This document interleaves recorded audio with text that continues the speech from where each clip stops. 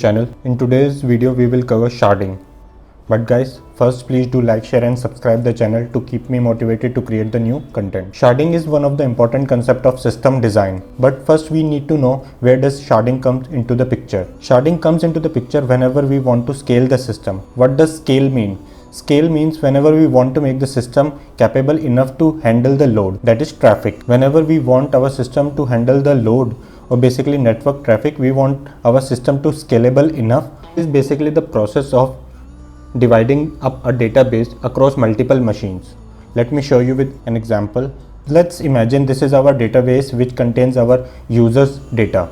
Now if we want to shard this database, we want to divide this database across the multiple machines. This is basically a server 1, this is server 2, this is server 3. Now let's imagine this database contains a table users, user ID, name, age and gender. So basically sharding is dividing the database horizontally. If we want to shard this database, we will divide this table horizontally, not vertically. So keep this in mind, we will divide this table horizontally, not vertically. So now all the servers, server 1, server 2 and server 3 will contain the same table with the same schema, but the data within the table will not replicate to all the 3 servers. Data will not be same on all the 3 servers. Original table which contain customer ID, first name, last name and favorite color. So basically if we want to shard this table, we will partition this into horizontally. As you can see, shard 1 contains same schema as shard 2, customer ID, first name, last name and favorite color, and the data is divided. Shard 1 contains customer ID 1 and 2 and shard 2 contains 3 and 4. Data is not same but schema is same. This is what sharding means, dividing the database into the logical shards over multiple machines. So there are different ways of sharding. We will cover one by one. First is key-based sharding. So what is key-based sharding? In key-based sharding, basically we use a hash function. So guys, this is the example of key-based sharding. Basically this is our table and it has 3 columns, column 1, column 2 and column 3. Now we want to shard this table into 2 shards. So first we need a hash function which will calculate our hash values. On the basis of hash values, we will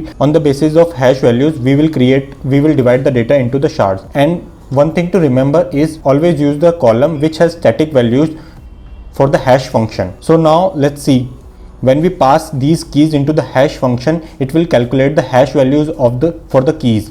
On the basis of the hash values, we will divide the data. So let's see. Value A has hash value 1. So it will be passed to the shard 1. Value B has hash value 2. So it will be moved to shard 2.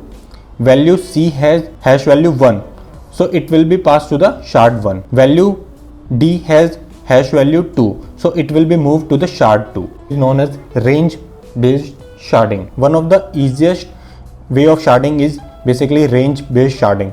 So basically what we do in range based sharding, we have a table of product and prices. So there are different products with their prices. Basically we divide the data on the basis of a range. So we have 3 shards here, shard 1, shard 2 and shard 3. All the products having prices between $0 to $49.99 will be in shard 1. All the products having price range of $50 to $99.9 will be in shard 2, and all the products having 100 plus more than 100 price will be in shard 3. Now you can say product widget having price $118 will be in shard 3. Gimzo price $88 will be in shard 2.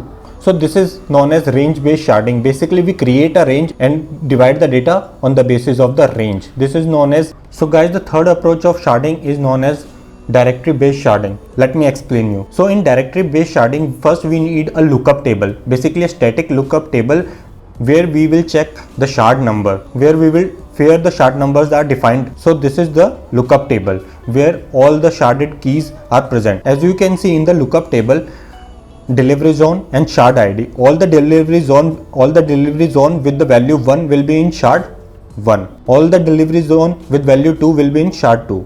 All the delivery zone will be with value 3 will be in shard 3. All the delivery zone with value 4 will be in shard 4. So basically we have predefined the shards in the lookup table.